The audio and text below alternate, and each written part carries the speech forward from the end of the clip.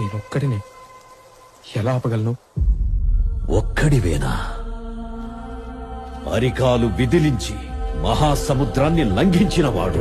శతయోజన శతయోజన శరదినియోజన శర పరిలంఘన. రాక్షస సైన్యాన్ని మట్టుబెట్టి రావణుడి సింహాసనాన్ని కంపించినవాడు. హరిభాజన హరిభాజన హరిమదభాజన దశముఖ కంబన. చిన్న నిప్పురవ్వతో లంకా నగరాన్ని అగ్నిలో అలికినవాడు.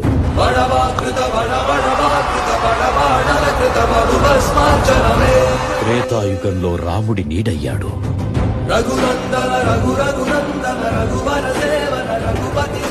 ద్వాపర యుగంలో కృష్ణార్జునుల రథకేతనమై గర్జించాడు.